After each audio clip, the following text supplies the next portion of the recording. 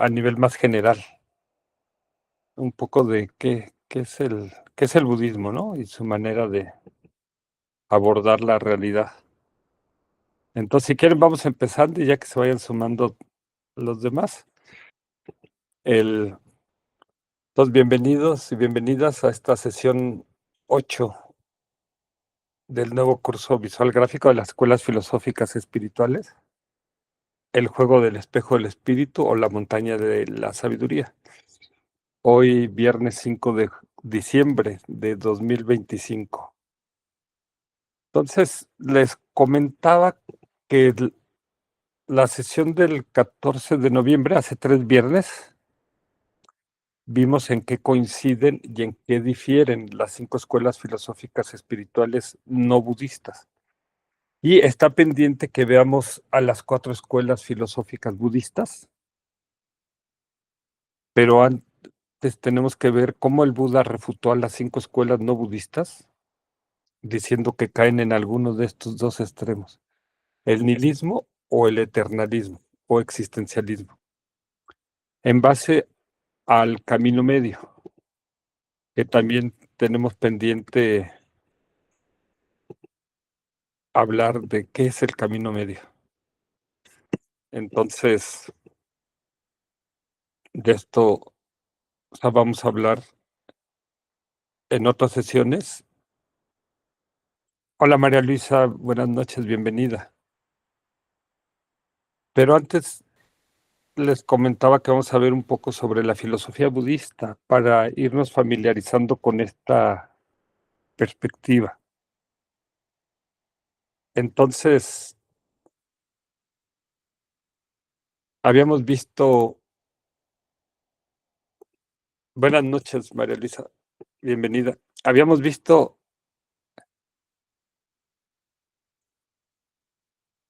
las 5 escuelas filosóficas budistas desde una perspectiva general de Salto del Tigre. Igual hablamos un poquito de las religiones teístas occidentales y nos faltaría hablar a nivel general de estas 4 escuelas filosóficas budistas. Pero antes de ver esto, antes de incluso cruzar el río y de adentrarnos en esta perspectiva, para lo cual tendríamos que hablar un poquito de las 5 enseñanzas graduales, que son las que daba el Buda a practicantes, ¿no? Que incluso no tenían una perspectiva espiritual. Esto lo vamos a ver posteriormente. Y también cómo cruzar el río entre las escuelas extremistas y las escuelas del camino medio. Y para ello necesitamos hablar de los 4 sellos, las 4 nobles verdades y las 2 verdades. Pero hoy no quería que abordemos esto de los 4 sellos. Lo vamos a ver luego con detalle para pasar el río y luego hablar a nivel general de estas 4 escuelas filosóficas budistas. Pero antes de entrar ahí, quería compartirles algo sobre la filosofía budista, ¿no? Y algo también sobre el camino medio. Del camino medio les había platicado que hay este video de Lama Rinchen, que se llama El Camino del Medio del Buda, ¿no? Que encuentran en YouTube. Pero de esto vamos a hablar en las próximas sesiones, ¿no? Y ahora quería que habláramos en términos generales un poco de la filosofía budista.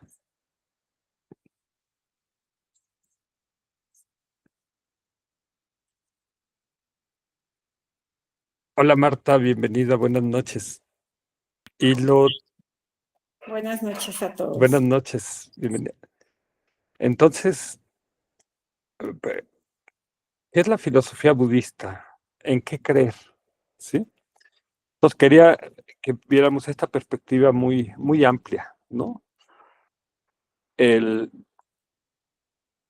el Buda enseñaba a sus discípulos diciéndoles, no aceptéis mis enseñanzas simplemente por respeto a mí.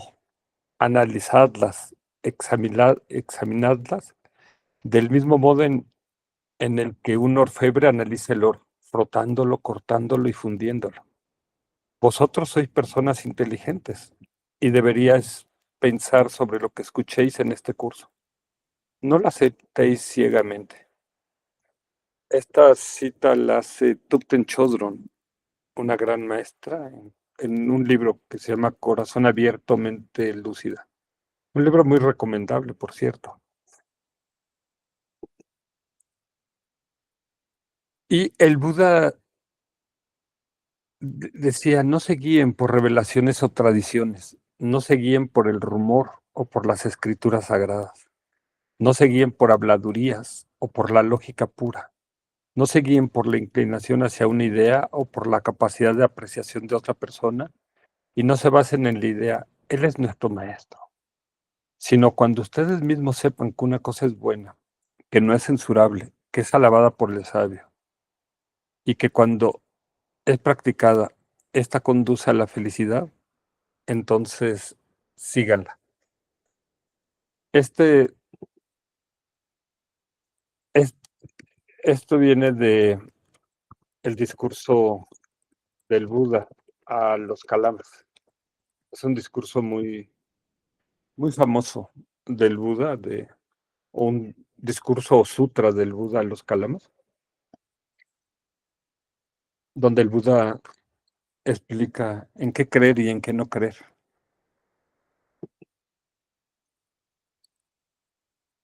Y Thupten Chodron agrega, dice, Buda nos aconsejó ser muy prácticos y buscar el sentido, el significado, sin distraernos en especulaciones inútiles. Ofreció el ejemplo de un hombre herido por una flecha envenenada.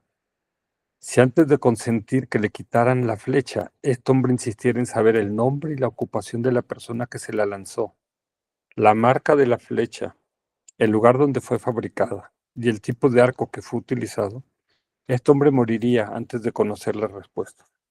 Para él, el punto decisivo es tratar la herida y prevenir nuevas complicaciones.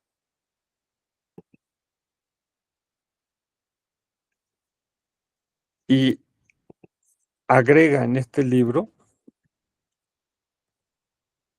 que para superar nuestras limitaciones y desarrollar nuestra belleza interior, existe un proceso gradual que hay que seguir. Primero escuchamos o leemos para aprender una materia.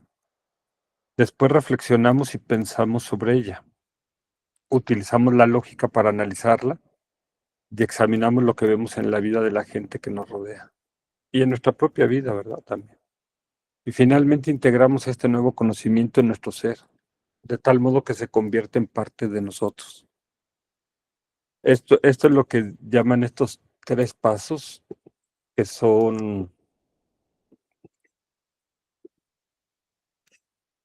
escuchar, contemplar y meditar, ¿no?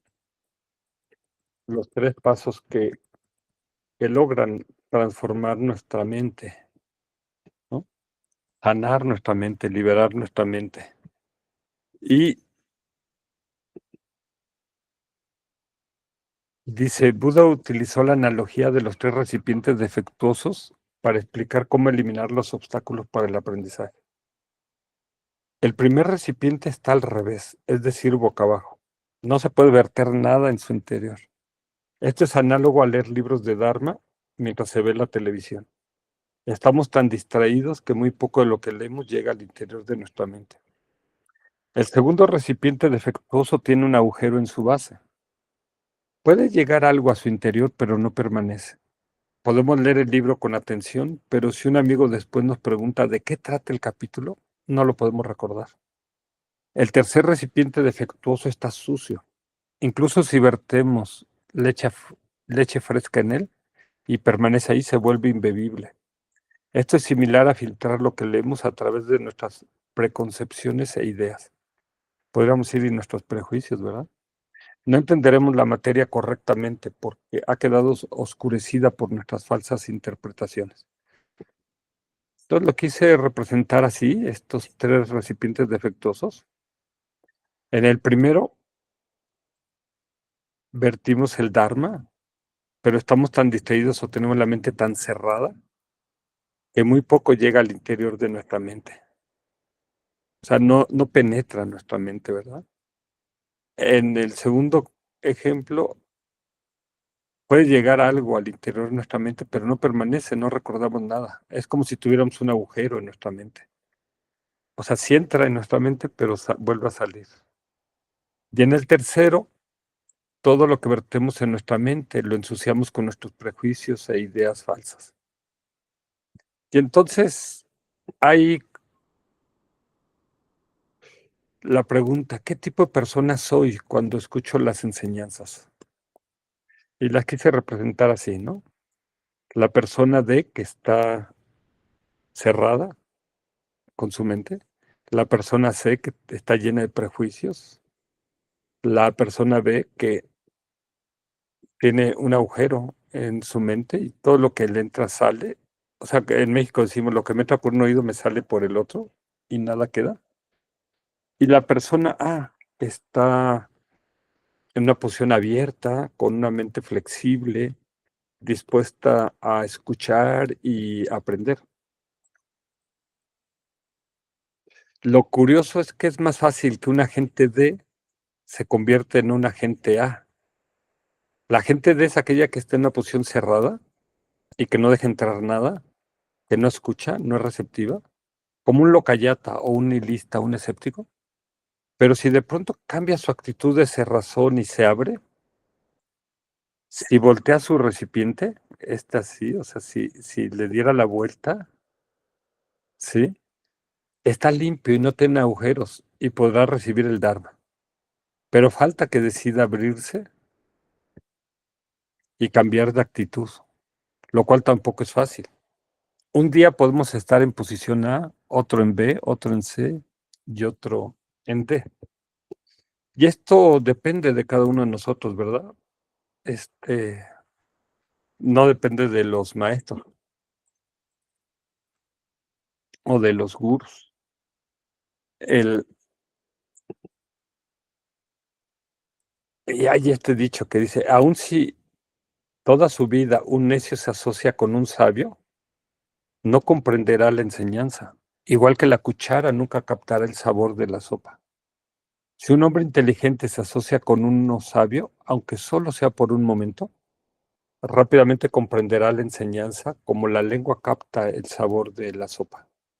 Esto lo dice el Buda y está recogido en un libro que se llama Dhammapada, que recopila muchas frases del Buda. Es un libro que mucha gente tiene en su cabecera y cada día lo abre y lee una frase. El, se dice que este libro, cada vez que uno lo lee, es como si fuera un libro nuevo, porque ya cambiaste cada que lo vuelves a leer.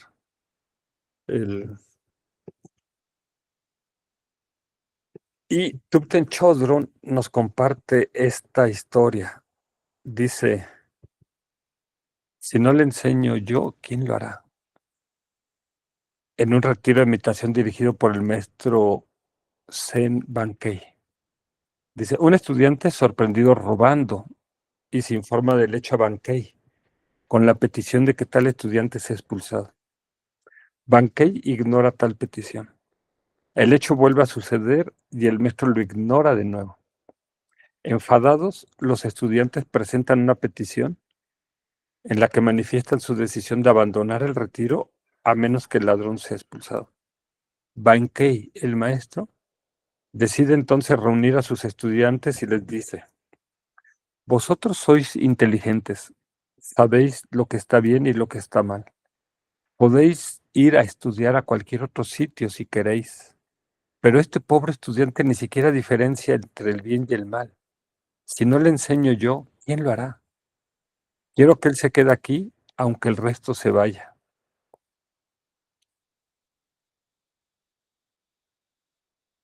Y Hay esta historia también que cuenta el venerable Dhammika en un texto también muy famoso que es Buena pregunta, buena respuesta, que de hecho aquí tienen el link, si lo quieren conseguir. En este, hola Margarita, buenas noches, bienvenida. Buenas Es- noches a todos. Gracias, Margarita. Esta historia a mí me impactó mucho cuando yo la leí la primera vez. Dice, hubo un hombre llamado Upali. Era seguidor de otra religión y fue a ver al Buda para discutir con él y tratar de convertirlo. Pero después de hablar con el Buda quedó tan admirado que decidió convertirse en su seguidor del Buda.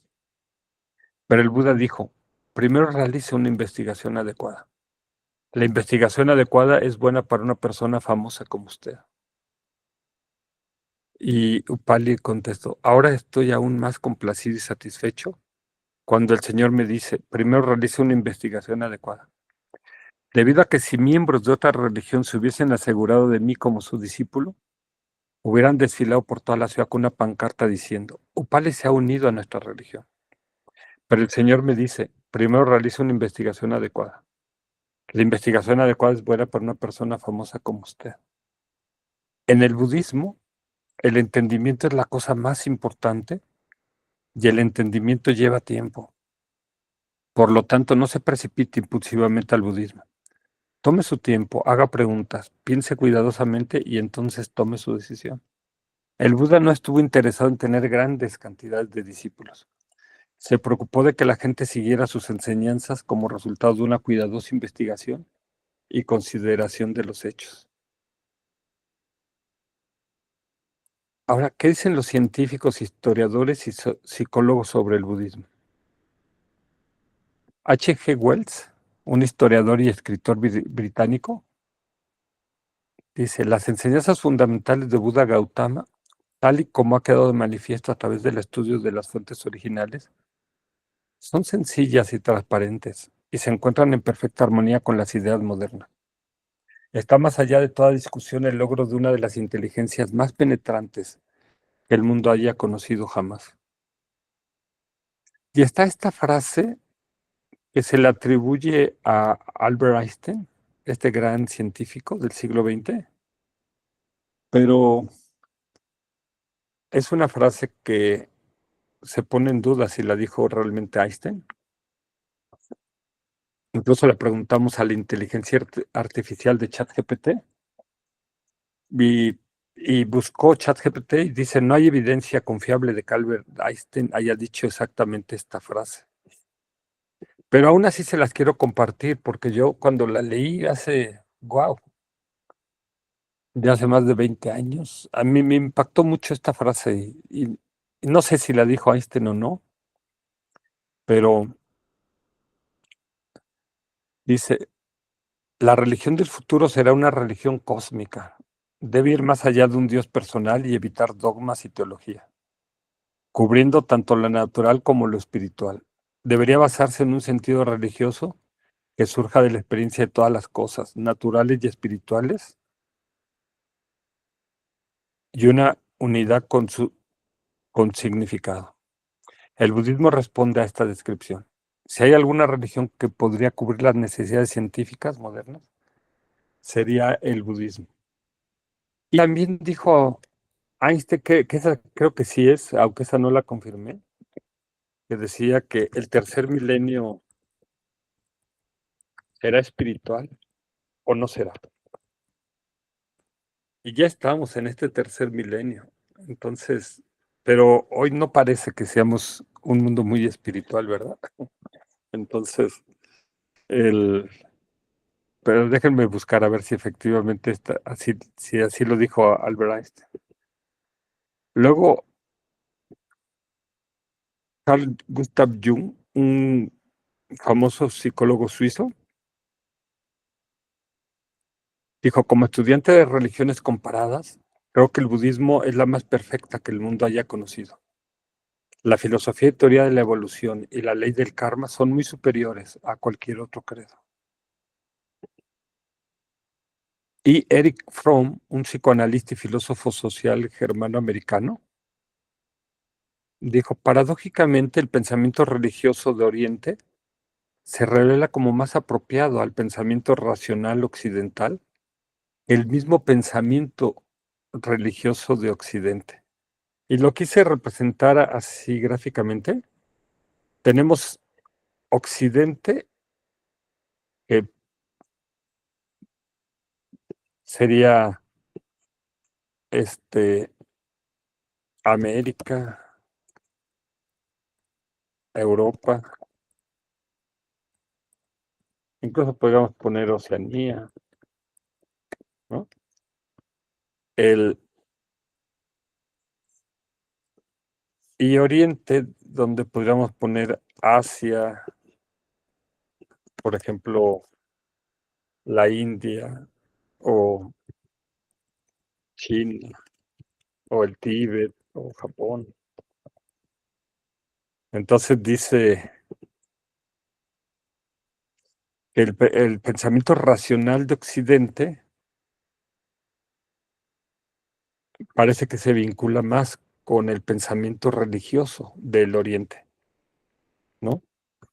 Que es curioso porque algunos monjes tibetanos dicen que hoy día los monjes están más impresionados por la tecnología y la ciencia de Occidente y abandonan incluso sus prácticas religiosas. Y en cambio,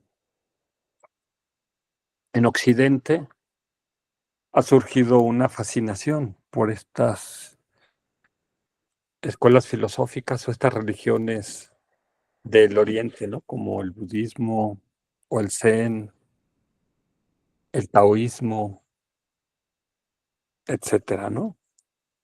El hinduismo. Y Chris Humphreys, eminente juez británico,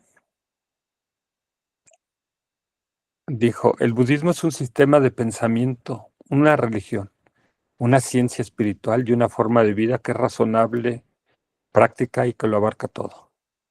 Durante 2500 años ha satisfecho las necesidades espirituales de una tercera parte de la humanidad. Llama a aquellos que buscan la verdad porque no tiene dogmas, satisface la razón y el corazón. Insiste en la autoconfianza unida a la tolerancia hacia otros puntos de vista. Abarca la ciencia, la religión, la filosofía, la psicología, el misticismo, la ética y el arte. Y señala al hombre como el único creador de su vida presente y como el único forjador de su destino. Y me quiero detener en esta última frase que dice, el budismo ve al hombre, podríamos decir al ser humano, como el único creador de su vida presente y como el único forjador de su destino. Y al respecto el Buda dijo, yo soy el propietario de mis acciones, heredero de las consecuencias de mis acciones, originado por el resultado de mis acciones son mis únicos familiares y amigos, y tengo a mis acciones como mi único refugio. De cualquier acción buena o mala que yo realice, seré el heredero. Y quiero que reflexionemos un poquito, ¿qué significa esta frase? Yo soy originado por el resultado de mis acciones, ¿sí? Porque esto va a diferenciar al budismo de otras perspectivas. Hay tres hipótesis de por qué o por quién soy generado. Hay la primera hipótesis. Hola Alejandro, buenas noches. Hola Alejandro, buenas noches, bienvenido. Hola, buenas noches, gracias. Hay esta primera hipótesis de que yo soy generado por un Dios o que fui creado por un Dios. Es lo que sostienen las religiones teístas. Dios, que dicen que Dios creó al mundo y creó al ser humano. Incluso la primera escuela filosófica de la India antigua, la escuela de los Nayáyicas, sostiene que somos generados no por Brahma, que es permanente, que no podría crear, dicen ellos, un mundo impermanente y seres impermanentes como somos nosotros, pero en su gran sabiduría Brahma crea a Ishvara, que es un demiurgo impermanente, que él en un sueño genera al mundo y a los seres impermanentes como él. Este se llama la red de la ilusión o la maya. Es interesante porque luego, cuando estudiemos la escuela 8, los de los chitamatras, ellos también plantean que toda la realidad es casi como un sueño, pero no un sueño normal que tenemos, sino un sueño como un sueño lúcido.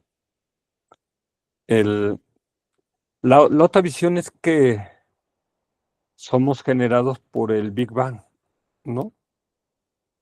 Esto da un debate en Occidente entre creacionistas versus evolucionistas, ¿no? Y en Occidente se piensa que son las dos únicas perspectivas, que somos creados por Dios o que somos productos de la evolución, basadas en la teoría de Charles Darwin. ¿Y quién sostiene esta hipótesis de que somos generados por el Big Bang? Científicos y escépticos materialistas, ¿no? Pero hay una tercera perspectiva, que es la que nos está diciendo aquí el Buda, que soy generado por mis actos. Esto, curiosamente, también lo sostiene la cuarta escuela filosófica de la India antigua, los jainistas, que creen que somos producto del karma, ¿verdad? Ellos son como karma intensos, todo surge del karma. Y está basada en esta teoría de que somos generados por nuestros actos.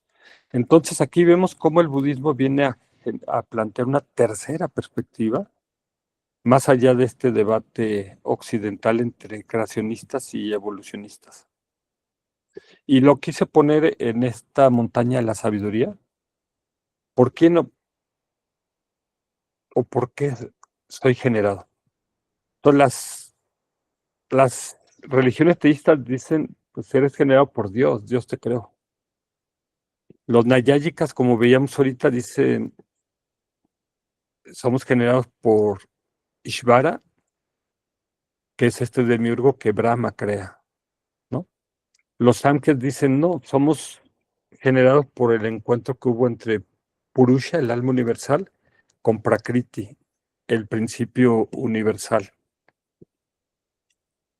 Los Mimamsakas, que son lo que llamaríamos como los hinduistas hoy día en Occidente, aunque todas las escuelas son geográficamente, surgieron en la India, abajo del río Hindú, en el Hindustán. Entonces podríamos decir que geográficamente todas, hasta las budistas, son hinduistas. Este, pero lo que conocemos como hinduismo en Occidente es esta tercera escuela, los Mimamsakas. Y para ellos somos generados por Brahma, nacemos de Brahma, de acuerdo a la casta en la que pertenezcamos. Déjenme ver si lo puedo localizar acá. Este dicen, hay 4 castas, ¿no? Para ellos. Y entonces dicen, los sacerdotes nacen de la cabeza de Brahma, ¿no? Dejen ver si encuentro acá, hay una imagen acá, a ver si ya la encontré. Entonces, déjenles comparto acá la imagen y abro la puerta. A ver, ok.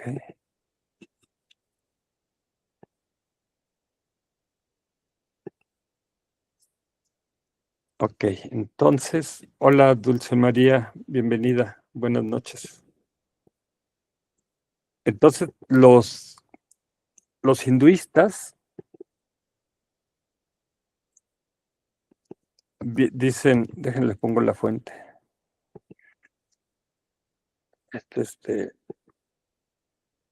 Un artículo de la BBC que habla de qué son y cómo funcionan las castas en la India. Entonces, ellos dicen que los sacerdotes o brahmanes o brahmines, como aquí ponen, dice que son generados nacen de la cabeza de Brahma. Que los guerreros o kshatriyas y algunos gobernantes, ¿no? Como el papá del príncipe Siddhartha Gautama, que era el rey de los Sakyas, dices, nacen de los brazos de Brahma, ¿no? Aquí. Que los comerciantes o granjeros, los vaishyas, que ellos nacen de las piernas de Brahma. Y los shudras, los obreros, ponen aquí, pero también podríamos decir los asistentes o sirvientes, nacen de los pies de Brahma. Y en cambio los parias o los intocables,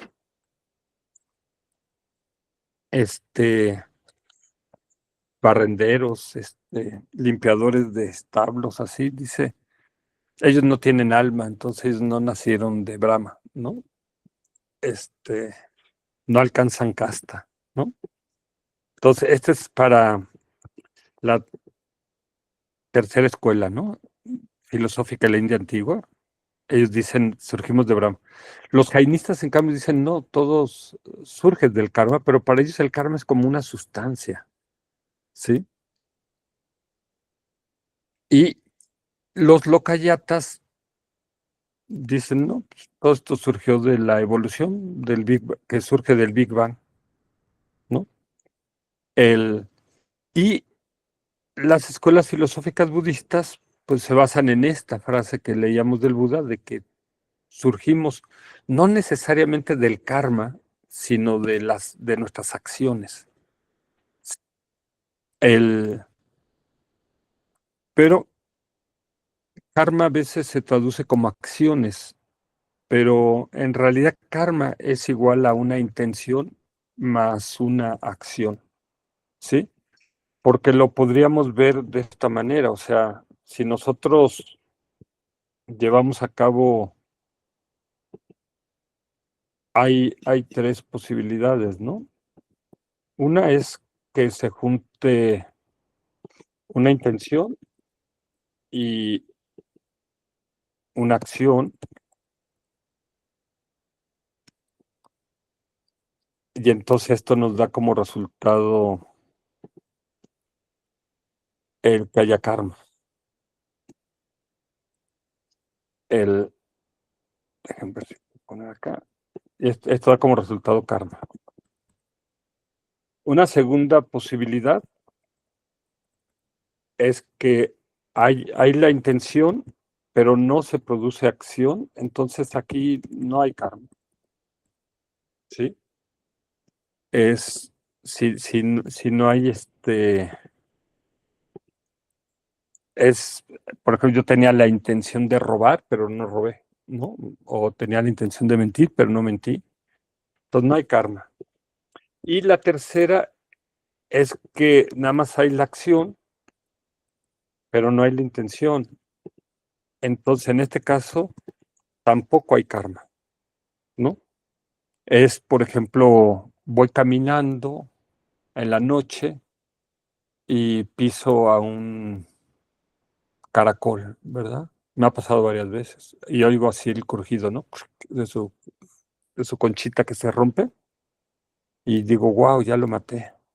Pero yo no tenía intención de matarlo, no, ni siquiera lo había visto, ¿no? Al caracol.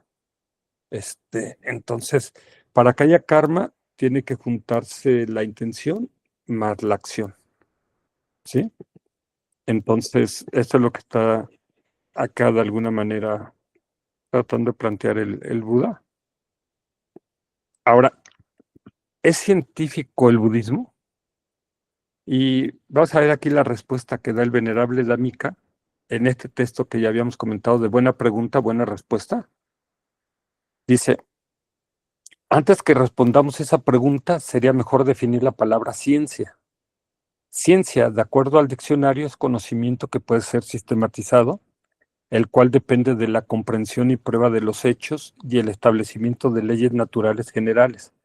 Una rama de ese conocimiento, cualquier cosa que pueda ser estudiada con exactitud.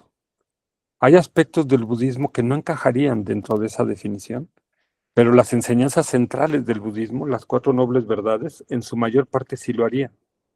El sufrimiento, la primera noble verdad, es una vivencia que puede ser definida, experimentada y evaluada. Sin embargo, podríamos agregar que mucha gente, como por ejemplo los locayatas o los estoicos, ellos, aunque haya sufrimiento, no lo quieren reconocer, no lo quieren ver. Ellos me dirían, no seas chillón, o no seas maricón, ¿no? Así dicen ellos, deja de ser un quejica, una víctima, y ya el muerto al pozo y el vivo al gozo, ¿no? Entonces ellos buscan centrarse mejor en la búsqueda de los placeres sensoriales, por eso son hedonistas.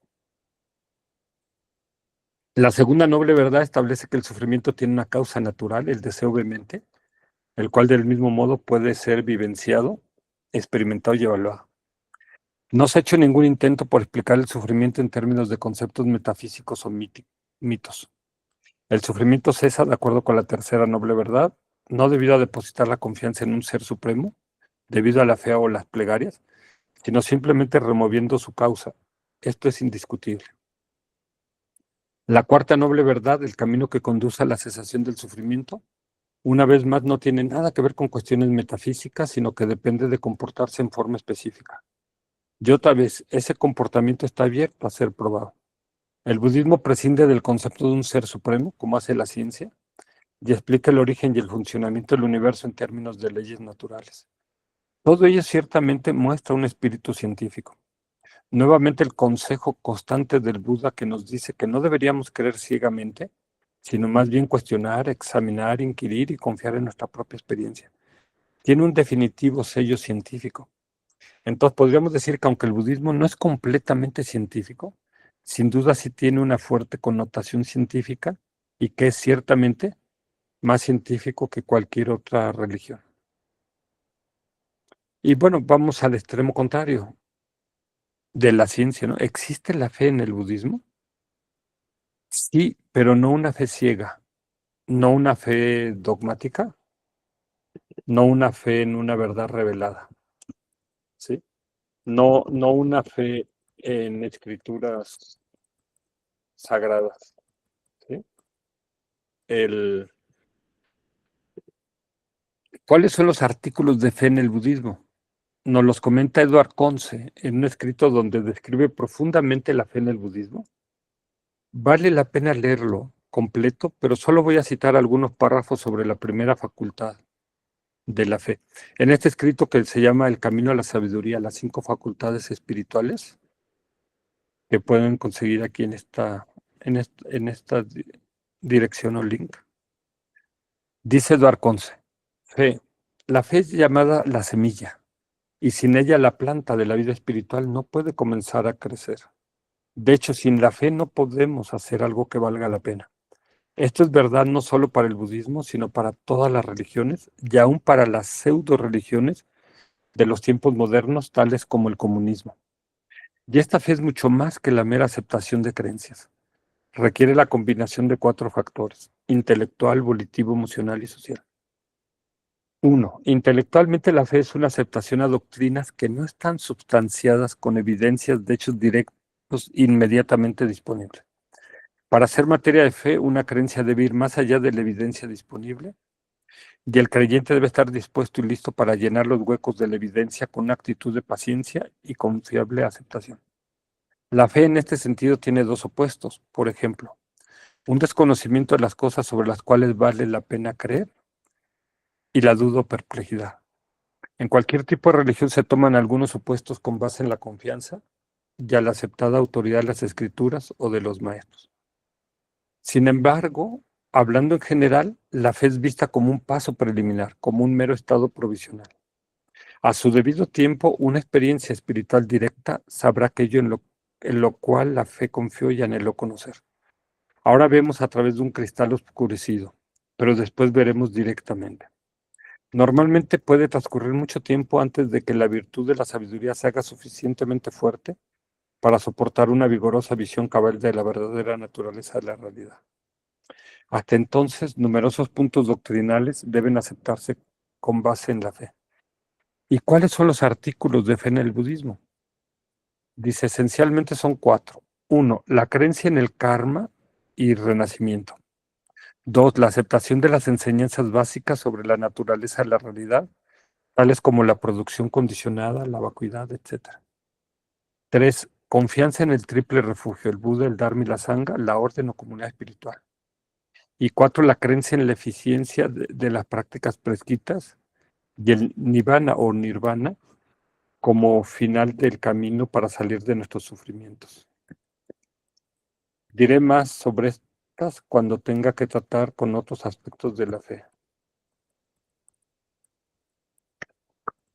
Sí, él está hablando aquí, cuando usa Kama o Nibbana, está hablando en Pali, ¿verdad? Es muy parecido al sánscrito. Entonces él dice, bueno, ¿cuáles son los artículos de la fe en el budismo? Nos dice, son 4, ¿no? El karma y el renacimiento, que pues va a ser muy polémico, como vimos en la sesión pasada, porque si no hay un yo, como dice el Buda, entonces, ¿quién acumula karma y quién renace? Entonces, para eso necesitamos las enseñanzas, ¿verdad? Espirituales de las escuelas filosóficas, para poder resolver. Y de hecho lo resuelven de manera distinta los Theravadas o los Hinayana o las distintas escuelas, ¿no? ¿Cómo van a resolver este punto, ¿no? Que es un punto muy polémico. Dice 2, la naturaleza de la realidad, la producción condicionada, la interdependencia, o podemos ver acá los 12 eslabones de la rueda de la vida, ¿no? Esta que ahí está la clave para saber cómo podemos liberarnos, ¿no? Dejen, se las muestro acá, no lo puse acá, pero son estos 2 eslabones que están acá hay un primer círculo, un segundo, un tercero, en el cuarto círculo, acá. Y sobre la vacuidad, ¿no? De hecho, son las 2 cosas, ¿no? La interdependencia y la vacuidad son claves son las grandes enseñanzas del Buda. Luego dice 3, el triple refugio, el Buda, el Dharma y la Sangha. El Buda como el doctor, el Dharma como la medicina y la Sangha como la enfermera, ¿no? Lo que realmente nos libera es la medicina, ¿no? El Dharma, pero quien nos lo da es el Buda.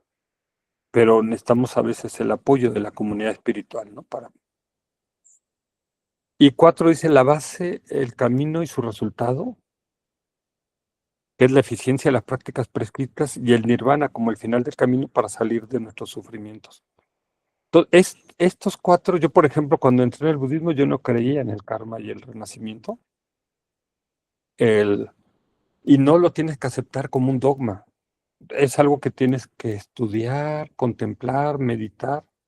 Hoy día sí creo en el karma y en el renacimiento, pero me tomó varios años, ¿no? Yo aceptarlo. Yo venía del mundo escéptico, ¿verdad?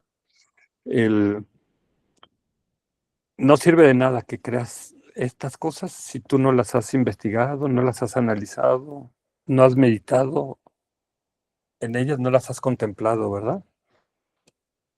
Pero como dice Eduard Conce, llega un momento en tu camino espiritual que lo ves, o sea, al principio lo aceptas con fe, aunque no tienes la prueba científica de que esto existe, pero cuando tú empiezas a trabajar, a meditar, a estudiar, y se van quitando los velos, y llega un momento en que si tienes una realización espiritual, tú mismo ves que esto realmente no era un cuento chino, ¿verdad?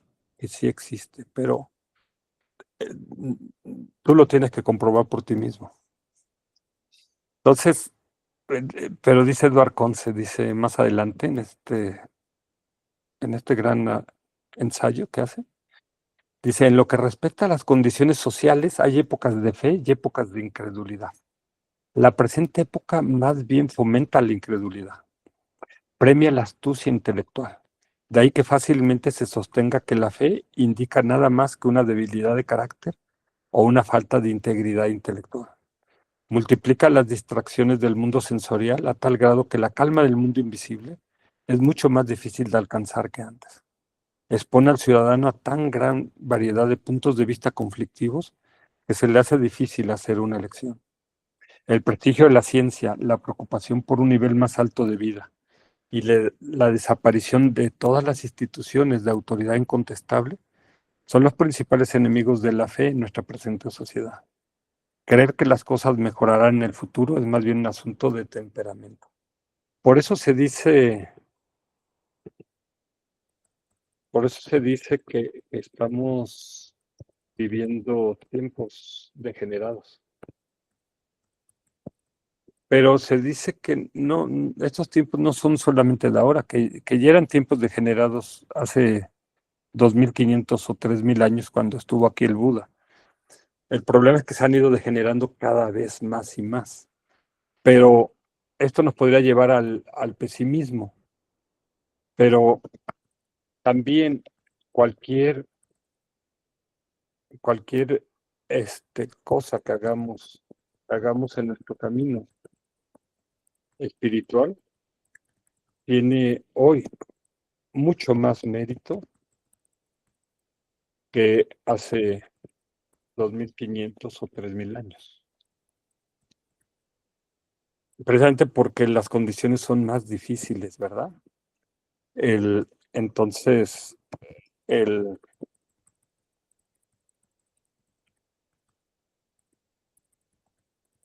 las condiciones y el entorno, ¿no? Son más difíciles. Entonces, algo poquito que hagas puede generar muchísimo mérito, ¿no? Y eso puede ayudar a que la gente obtenga unas relaciones espirituales más fáciles que hace 2500 años o hace 3000. Y el Buda decía, duden de todo, encuentren su propia luz. También dijo otras palabras como antes de morir, el Buda dijo, sé una isla para ti mismo, ¿no? El Buda, el Dharma y la Sangha están en tu interior. Y también dijo, no pongas ninguna mente encima de la tuya. Claro, aquí está hablando desde la perspectiva Theravada. En el Tantra o la perspectiva Vajrayana, ahí sí se acepta al guru, ¿no? Y se acepta que pongas la mente del guru encima de la tuya, precisamente porque es más riesgoso, es más peligroso el Tantra.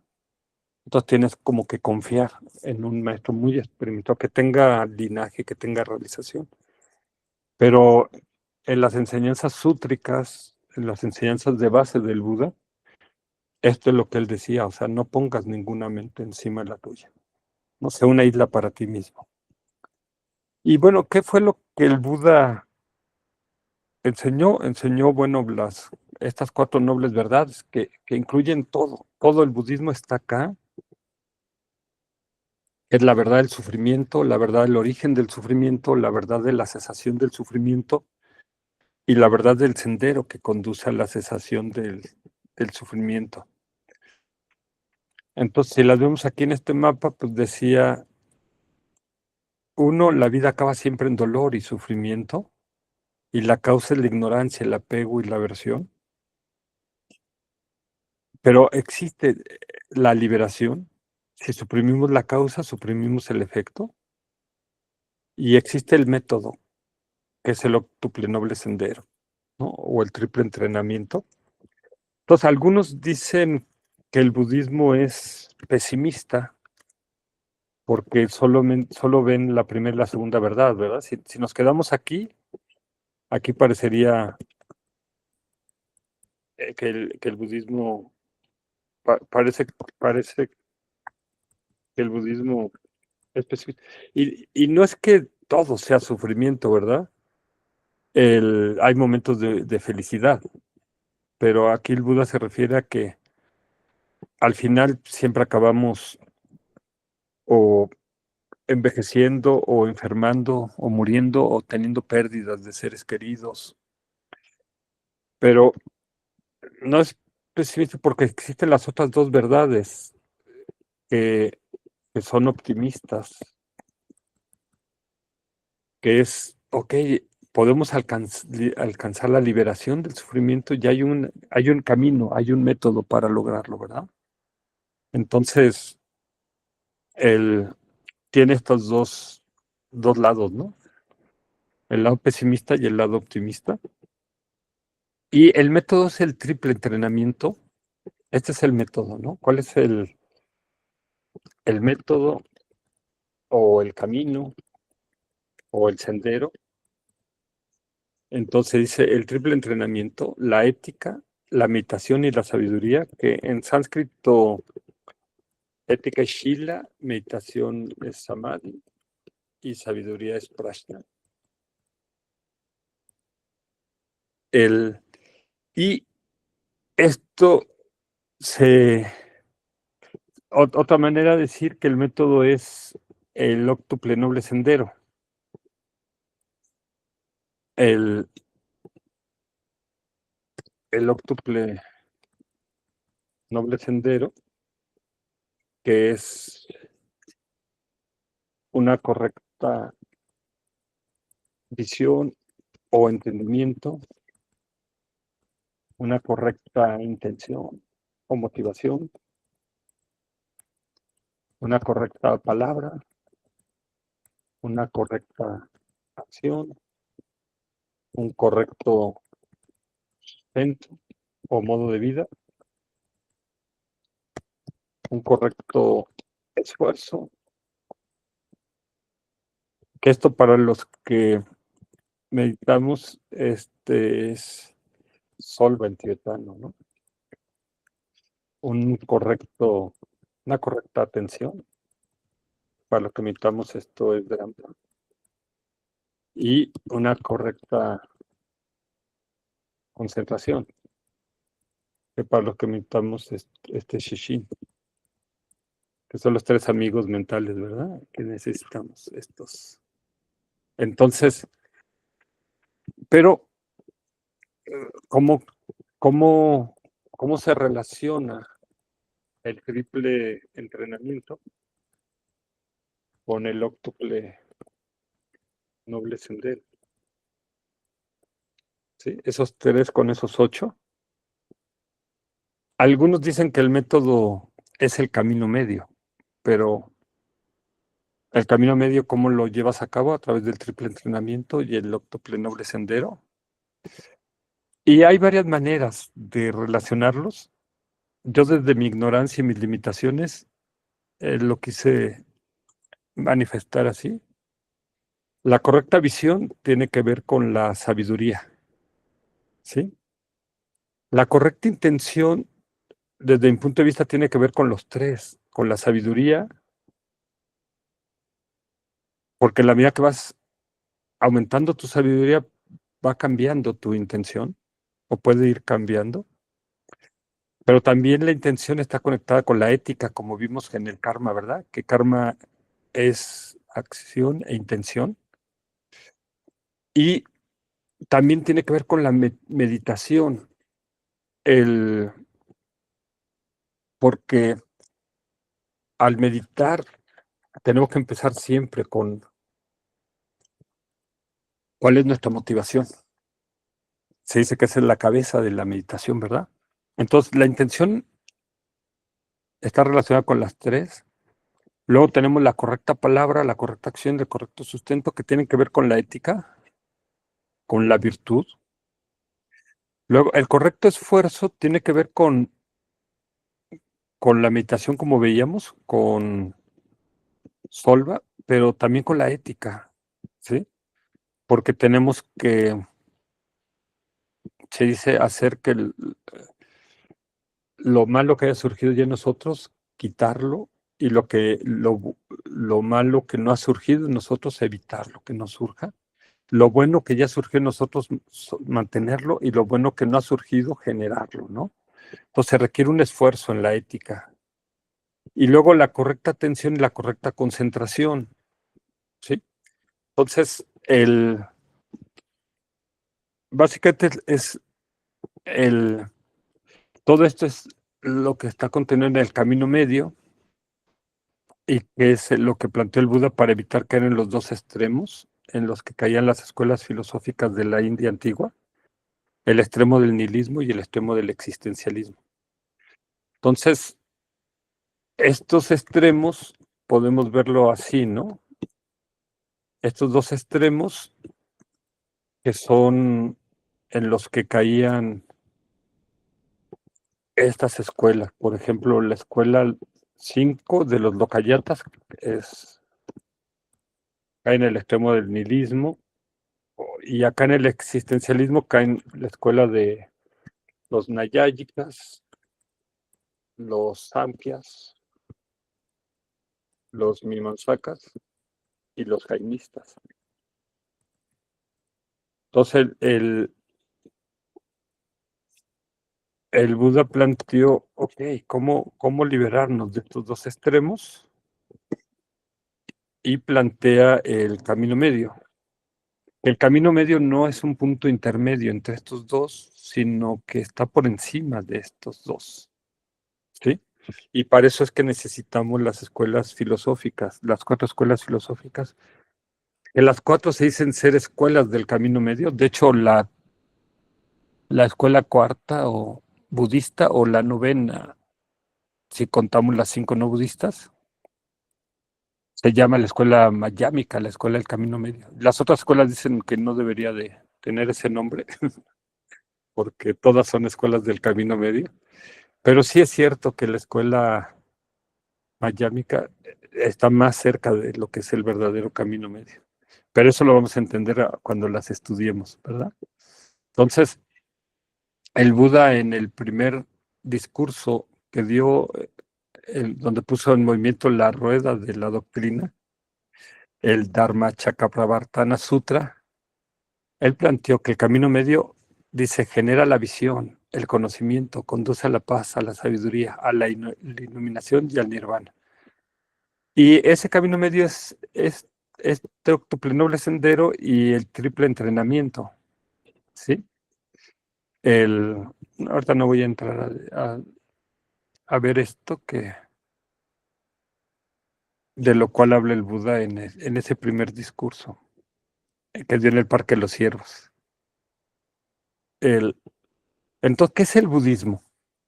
¿Es una religión, una psicología, una ética, una filosofía o una forma de vida?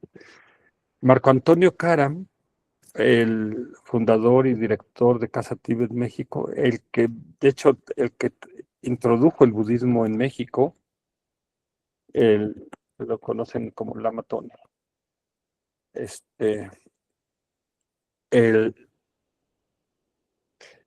es el budismo? Es una de las tradiciones espirituales más antiguas. Tiene su origen en la prédica de Siddhartha Gautama, el Buda histórico, que vivió hace 2550 años en la India. Dice, es una religión que pretende reunir al hombre con su naturaleza. No es de fe o dogmas, sino de experiencias que se basan en la investigación metódica y empírica de la realidad. Es una filosofía que busca entender las cosas a través de sus causas y del uso de la razón. Es una psicología que intenta comprender la mente y sus fenómenos como fundamento para la felicidad y garantía para la trascendencia del dolor. Es también una ética basada en la responsabilidad universal y una forma de vida. Entonces, esto lo traté de presentar en este mapa, en un mapa aristotélico cartesiano, de qué es el budismo, ¿no? Entonces, es una ética, sí, nada más que no es como la ética judeocristiana, centrada en conceptos dualistas y absolutistas, en la existencia inherente del bien y del mal. Para la ética budista está basado en la observación de la realidad, en especial de la ley y de la causalidad universal y su aplicación a los seres vivos. Es un sistema ausente de castigos o culpas. O sea, aquí lo que se dice es, bueno, si tú actúas mal, pues te va a ir mal, pero es más bien un aprendizaje, ¿verdad? No hay nadie que te castigue. O sea, el karma, no hay un administrador del karma en el universo. Es como que un autoaprendizaje, ¿no? Que hay. Ahora dice, es una religión, no en el sentido de los sistemas teístas, dualistas o monistas, los dualistas que son como politeístas o el hinduismo, o los monistas como el cristianismo, el judaísmo, el islamismo, porque es un sistema no teísta como la ciencia. El budismo o el taoísmo, el confucianismo, que está basado en el razonamiento y en la experimentación personal. Los sistemas teístas están basados en la fe como método fundamental de aprehensión de la realidad, tienen una verdad revelada o tienen escrituras sagradas. En cambio, el budismo es un método fundamental de aprehensión de la realidad basado en el razonamiento y la duda sistémica, igual que la ciencia. Por eso esto que decían que el pensamiento occidental ahora se relaciona mucho más con las religiones orientales, ¿verdad? Ahora, es una psicología, no en el sentido de que la psicología es el estudio de los fenómenos mentales y cómo estos se relacionan con la sanidad y la felicidad humana, pero sí en el sentido de reducir la distancia que existe entre la manera en que el mundo existe y la manera en que lo percibimos. Por eso el budismo dice que estamos como dormidos, estamos como atrapados en la ignorancia, pero no la ignorancia en el sentido de que no sé biología o geografía o historia o matemáticas, sino que confundo mi percepción con la realidad, confundo las apariencias que obtengo a través de mis sentidos, ¿sí? De mis 5 sentidos sensoriales con la verdad, ¿sí? Confundo lo real con lo verdadero. A eso se refiere el budismo. Ahora, es una filosofía no en el sentido de la Grecia clásica, el amor al conocer por el mero hecho de conocer, que está basado en filo, amor, sofía, sabiduría, amor al saber. En el contexto budista es conocer para ser, conocer todas las cosas a través de sus causas y a la luz natural de la razón. Es por eso hay estas 4 escuelas filosóficas en budistas que nos van permitiendo entender qué es el mundo y qué es el yo, ¿sí? El, y también el budismo es una forma de vida en el sentido que es un conocimiento humano que demanda el ser puesto en práctica. O sea, no se queda solo en lo teórico o en las especulaciones filosóficas, sino que es un conocimiento, o sea, el budismo plantea que el conocimiento intelectual divorciado de la transformación humana es estéril, ¿no? O sea, por eso se plantean estas 3 cosas, ¿no? Tenemos que estudiar, escuchar, luego contemplarlo y luego meditar en ello para que se logre esta transformación. ¿Y qué es el budismo exactamente? Lama Ole Nidal, danés, del camino del diamante, él dice, el budismo es la ciencia de conocer a la mente. Si la mente se conoce a sí misma, es en verdad perfección y no necesita nada de ninguna parte. Esta mente descubre que en esencia es como el espacio, que no puede ser dañada ni mejorada. Entonces, una vez que entendemos eso, nos damos cuenta de que la mente está llena de posibilidades y finalmente nos damos cuenta de que es ilimitada. Y a través de eso nos volvemos llenos de amabilidad, porque no podemos separar nuestro propio deseo de la felicidad y del deseo de los otros de adquirirla. Y porque los otros son muchos y nosotros solamente uno. Jorge Luis Borges y Alicia Jurado, que fueron de los primeros latinoamericanos que empezaron a hablar del budismo, decían el budismo que ahora es una religión, una teología, una mitología, una tradición pictórica y literaria, una metafísica, o mejor dicho, una serie de sistemas metafísicos que se excluyen. Fue al principio una disciplina de salvación, una suerte de yoga. La palabra yoga es afín a la palabra latina yugo, o a veces se traduce también como unión, es la unión. ¿A qué te unes? ¿Sí? ¿Te unes a una deidad, a una creencia, a una práctica? El mismo Buda se negó siempre a discusiones abstractas que le parecieron inútiles y formuló la famosa parábola del hombre herido por una flecha y que no se la deja arrancar antes de saber la casta, el nombre, los padres y el país de quien lo hirió. Proceder así, dijo el Buda, es correr peligro de muerte. Yo enseño a quitar la flecha. Con esta parábola respondió a quienes le preguntaban si el universo es infinito o finito, si es eterno o si ha sido creado. Es decir, el Buda no se quedaba en especulaciones filosóficas, sino que el Buda decía, yo lo único que enseño es el sufrimiento y cómo liberarte del sufrimiento, ¿verdad? Eso es lo que le interesaba al Buda. La doctrina, observa Coppen, no es dogmática ni especulativa, es moral y práctica. Lo confirman las palabras del mismo Buda. Así como el océano tiene un solo sabor, el sabor de la sal, esta doctrina tiene un solo sabor, el sabor de la salvación. Ahora, el límite de la ciencia. ¿Por qué necesitamos otro nivel de percepción? Mathieu Ricard, un, un biólogo que dicen que está predestinado a obtener un premio Nobel, de repente dejó la ciencia y se fue a,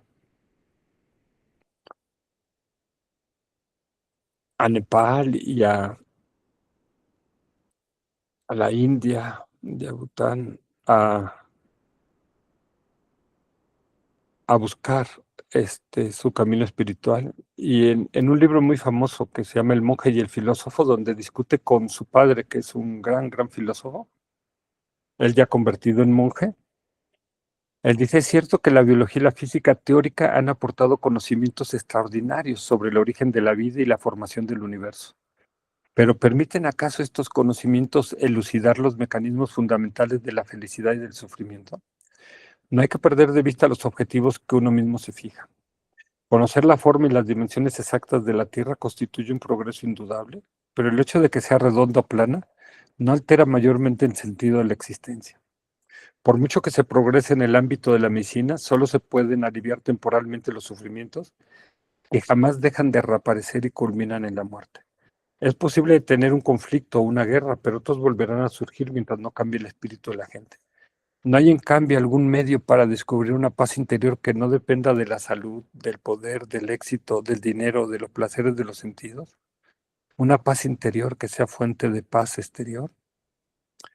El, pues, ¿qué no ha podido explicar o investigar o dilucidar la ciencia? Si existe o no un Dios, cuál es el sentido de la vida, si existe vida después de la muerte, si teníamos otra vida antes de la actual, qué produjo el Big Bang, qué es la mente, qué es la conciencia, si existe o no el karma, una consecuencia positiva o negativa de nuestras acciones, si existe o no el renacimiento.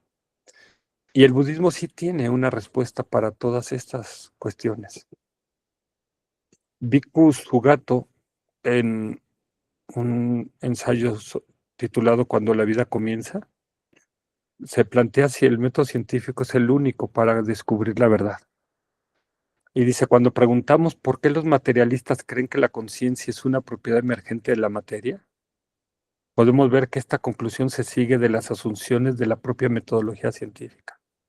Los científicos generalmente solo aceptan las evidencias si pueden ser objetivamente demostradas y comprobadas.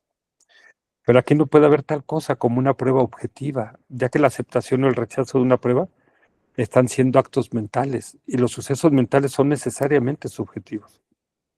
En la práctica establecemos un consenso intersubjetivo, es decir, cuando existe suficiente evidencia observable a través de los 5 sentidos para convencer a una determinada comunidad científica. El método científico es, por lo tanto, incapaz en el momento actual de investigar directamente a la mente. Todo lo que puede hacer es examinar externamente los fenómenos observables, tales como la conducta y la actividad cerebral, y entonces inferir correlaciones con el reino de lo mental. Así que no es una sorpresa encontrar la teoría científica de que la conciencia también se inicia en el reino de lo físico para ver a la conciencia emergiendo a partir de ahí. Esta teoría está incorporada en las bases propias del método científico y por lo tanto no puede ser probada por ese mismo método. No se trata de una conclusión empíricamente comprobable y por ello no es científica. Se trata de una especulación metafísica, una inferencia injustificada derivada de la asunción de que el método científico es el único medio único y suficiente para descubrir la verdad. Entonces, tenemos acá, de acuerdo a Bhikkhu Sugato, 2 métodos para encontrar la verdad: el de los materialistas y el del budismo.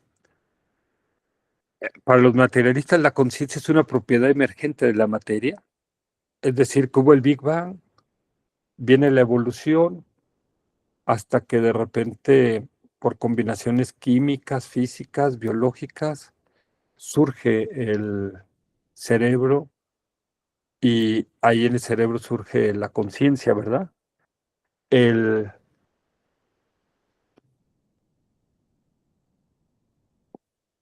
entonces hay estas 2 visiones. No voy a leer toda la tabla, se las voy a dar para que les interese, pero está basada en esto que comentó Bhikkhu Sugato. Pero tenemos 2 visiones, 2 métodos para encontrar la verdad: el científico, que usa laboratorios, telescopios, microscopios, plantea el método de la observación crítica, plantear hipótesis, investigar, experimentar, hasta encontrar ciertos principios, leyes o verdades que luego pueda comprobar, verificar, hasta formular enunciados, leyes o teorías. ¿Sí? En el caso del budismo, el método para encontrar la verdad, el, el laboratorio es uno mismo, nuestra propia mente. ¿Sí? Entonces, por eso tenemos que entrenar nuestra mente. Primero con shamatha, desarrollando la atención unipuntual, luego con el análisis cognitivo, el vipassana, y luego llegando al estado mental 3, ¿no? A un open awareness o conciencia abierta para quitar los velos que nos impiden ver la realidad tal cual es, ¿no? Entonces la mente es el instrumento de observación y es el objeto de observación. Es lo que nos está diciendo acá Bhikkhu Sugato, de que es un abordaje subjetivo, no objetivo, como plantean los científicos. Y esto nos lleva a ¿cuál es la diferencia entre el cerebro y la mente? Que en Occidente se consideran como sinónimos, ¿no? Como que son lo mismo. Y de hecho, cuando a la gente le dices apunta tu mente en Occidente, la gente señala su cabeza, ¿verdad? Como que la mente estuviera aquí adentro de la cabeza. En cambio, en Oriente, cuando a la gente le preguntan, se apunta tu mente, generalmente apuntan hacia el corazón. Y no es que la mente sea el corazón, pero se cree que si se dice que la mente no tiene una ubicación física, ¿verdad? No tiene un lugar dentro de nuestro cuerpo, pero que si está más cerca del corazón, ¿no? Entonces, por eso hablan ellos de la mente-corazón. Algunos científicos confunden la mente con el cerebro, tal como si confundieran la señal del wifi con el smartphone, o las ondas de radio con el aparato radio, o las ondas hertzianas con el aparato de televisor. Evidentemente hay una interdependencia entre unas y otras, pero llegar al grado de afirmar que son lo mismo es un exceso nihilista o materialista. El, Entonces, nosotros tenemos de un lado el cerebro y del otro lado la mente. El cerebro, bueno, pues, lo representan así, ¿no? Bueno, lo podemos ver, tocar, lo podemos fotografiar. La mente no tiene color, no tiene forma, pero bueno, para efectos didácticos elegí poner este ser azul, ¿sí? El, pero es lo mismo que pasa con un smartphone, que no es la señal de Wi-Fi, ¿verdad? Pero el smartphone sin la señal de Wi-Fi, pues no sirve para muchas cosas, ¿verdad? Este, el, lo que cuenta es la señal de Wi-Fi, pero la señal de Wi-Fi sin un smartphone tampoco te sirve, ¿verdad? Aunque está ahí. Necesitas ambas cosas, ¿verdad? Esta interdependencia entre el smartphone y la señal Wi-Fi o el cerebro y la mente, ¿verdad? Igual, las ondas hertzianas están aquí, ¿verdad? Pero si no tienes un aparato de radio, no las puedes atrapar. O si no tienes una televisión, ¿verdad? Entonces, el, el cerebro es material, está dentro de mi cabeza y nace y muere en esta vida. Y en cambio, la mente no es material, es infinita como el espacio y es eterna, pero cambiante, ¿verdad? Sí. Entonces, vemos, están, la mente y el cerebro están en extremos opuestos, ¿sí? Pero sin embargo interactúan, ¿sí? Como el smartphone y las señales Wi-Fi, ¿verdad? Entonces los científicos tratan a través de estudiar el cerebro llegar a conocer la mente, pero conocen muy poquito de la mente, ¿no? El budismo hace 3000 años empezó a estudiar la mente y, y es gracias al conocimiento de la mente que nosotros podemos llegar a la liberación o incluso hasta la iluminación, ¿sí? Pero trascendemos la materia, trascendemos el cerebro, ¿no? Vamos más allá del cerebro. El cerebro está conectado con nuestro cuerpo, ¿verdad? El, pero bueno, esto necesitaríamos profundizar más, que ahorita no es el objetivo, pero es parte de este curso, porque si no llegamos a la novena escuela, la prasángika mayámica, no podemos entender que pues, nosotros podamos, nos van a decir que la mente existe y no existe. Y nosotros decimos, ¿cómo es eso posible? ¿Sí? ¿Cómo es que existe y no existe? Como plantea Khenpo Ganchar, ¿no? En esta bella meditación sobre naturalmente liberar todo lo que existe. Entonces, no podemos decir que la mente no existe porque entonces, ¿qué es lo que piensa? ¿Qué es lo que está escuchando ahorita? ¿Qué es lo que está poniendo atención aquí? Pero si nos quedamos con que la mente existe, pues tampoco podemos ver que tenga tamaño, dimensiones, peso, que tenga color, forma, ¿sí? Sin embargo, ahí está, ¿no? Pero para eso necesitamos estudiar las escuelas filosóficas y cuando lleguemos a la escuela prasángika mayámica, vamos a entender cómo es que la mente existe y no existe al mismo tiempo. Es decir, vamos más allá de estos conceptos limitantes que tenemos en la lógica, ¿sí? Y podemos entonces escapar de los dos extremos, del nihilismo, que diría no existe, y del existencialismo, que dice que sí existe, para llegar al verdadero camino medio. Y eso es lo que estamos buscando, queremos llegar allá el, y luego poder meditar en ello, poder realizar, tener una percepción directa, no conceptual, de la vacuidad del yo o la vacuidad de los fenómenos o de la vacuidad de la mente, ¿sí? En meditación. Y cuando tú lo ves directamente es cuando logras la liberación o logras la iluminación. Entonces, hoy vimos una perspectiva distinta, ¿no? No entramos al estudio de las escuelas filosóficas budistas, vimos un planteamiento general de qué es el budismo, en qué se parece a la ciencia, en qué se diferencia, si hay fe en el budismo o no hay, en qué se parece a las otras religiones, en qué no se parece, ¿sí? ¿Qué opinan del budismo algunas mentes occidentales? ¿Sí? ¿De qué trata el budismo? Y es simplemente esta presentación, bueno, se hizo en 2008 y ahora se volvió a revisar, la volví a revisar el día de ayer y corregir y agregar, poner cosas, pero nos ayuda a generar este interés, esta motivación de conocer. Entonces, ok, quiero, si quiero cruzar el río, este río que separa a los extremistas, que es, nosotros es probable que nosotros nos encontremos acá en una religión occidental o, o que vengamos de ahí, ¿sí? O que vengamos de ahí, como dice el Lama Tony, que venimos de la tradición judeocristiana, casi todos nosotros. Entonces, de aquí venimos, ¿verdad?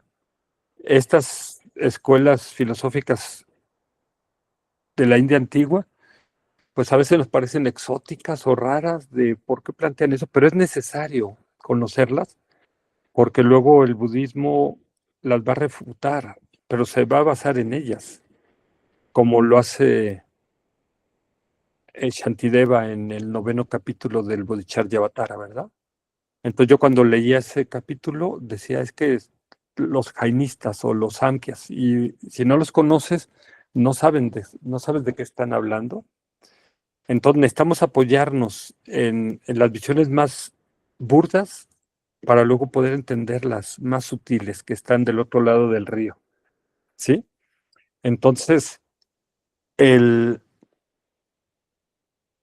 con es- para cruzar el río decíamos, pues, vamos a necesitar primero ver si tenemos esa motivación, si, cuál es nuestra capacidad de comprensión, entendimiento y cuál es nuestra actitud o predisposición, como nos plantean las 5 enseñanzas graduales.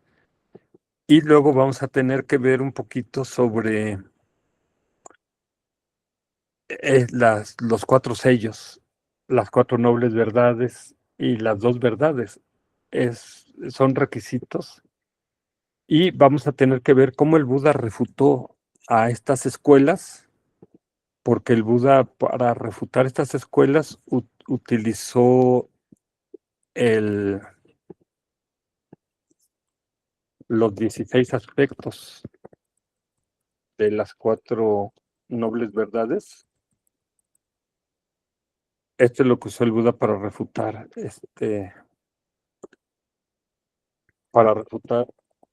a los extremistas o tírticas.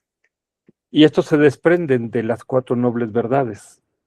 ¿Sí? Entonces, si no conocemos las 4 nobles verdades, no vamos a poder entender luego los 16 aspectos. Y entonces no vamos a ver cómo el Buda refutó a estas escuelas. ¿Sí? Y para avanzar en las escuelas budistas necesitamos las 2 verdades.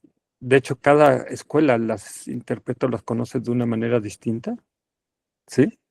Pero lo que diferencia a los no budistas de los budistas son los 4 sellos. O como se dice, lo que hace alguien budista es que acepta los 4 sellos, ¿sí? El, entonces, esto es lo que vamos a ver en las siguientes sesiones. Vamos a ir entrando un poco más en detalle.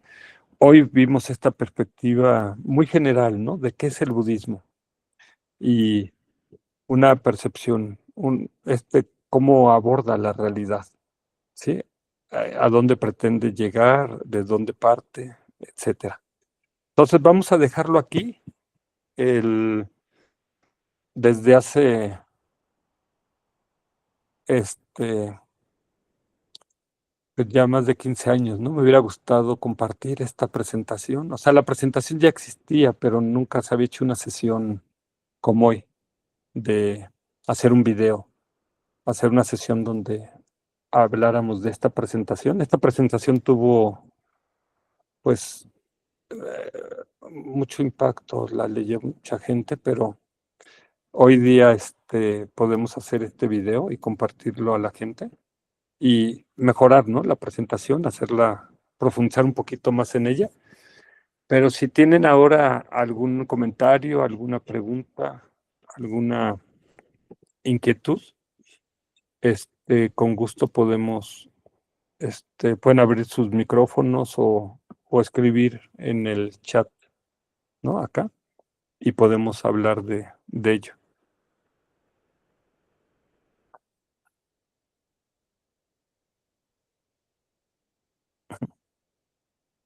Sí, Dulce, María, adelante. Yo tengo una duda. ¿Puede uno ser en una misma vida varias cosas? O sea, puede ser locayata algunas veces y otras veces jainista y otras veces. Sí, muy buen comentario. De hecho, yo fui locayata casi la mayor parte de mi vida, hasta los 43 años.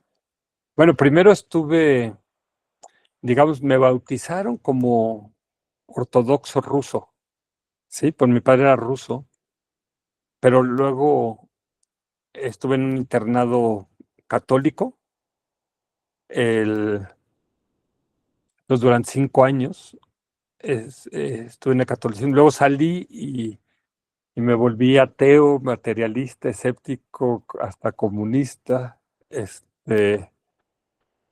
y hasta que empecé a hacer una reingeniería personal y entonces empecé como a familiarizarme nuevamente con el concepto de Dios. Y entonces llego al budismo y el budismo dice, no, pues que Dios, no existe un Dios salvador, no existe un Dios creador, aunque no niega ni afirma un Dios absoluto, ¿verdad? El Buda nunca llegó a tanto. Entonces, ahora me considero más budista. Entonces, sí, en una misma vida he pasado por esas escuelas.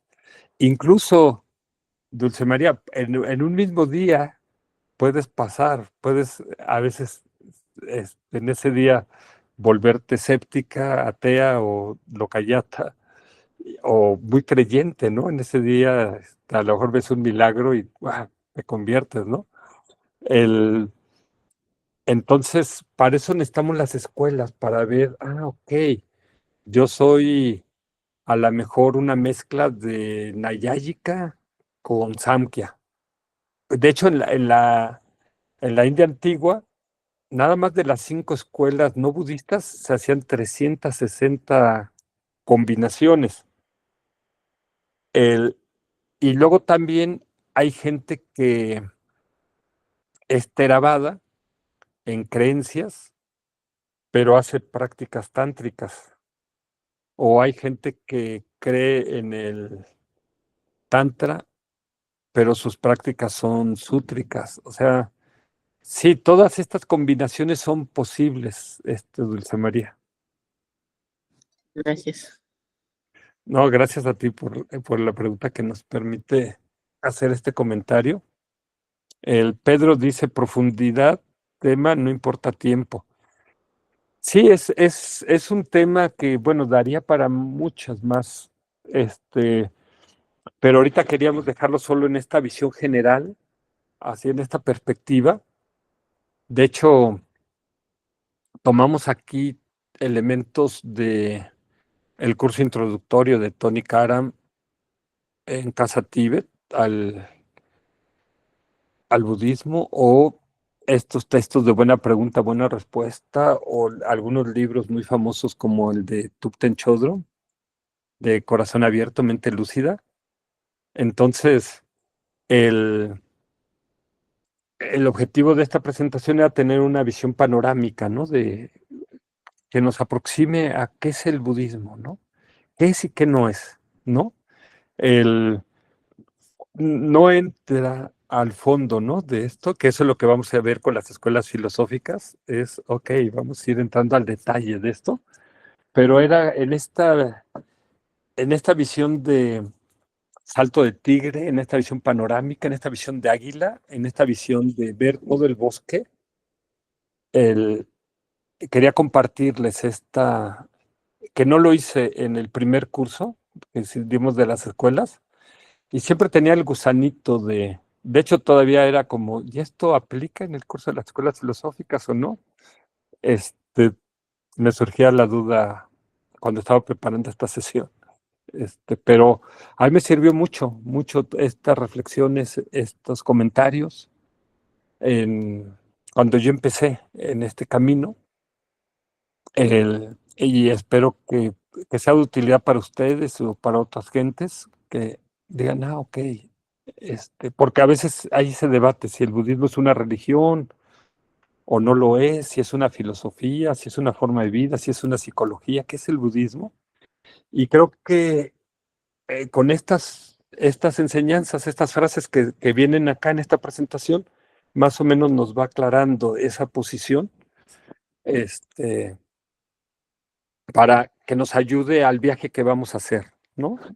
Entonces, se las voy a compartir esta presentación para que la tengan y la puedan consultar y regresar a ella.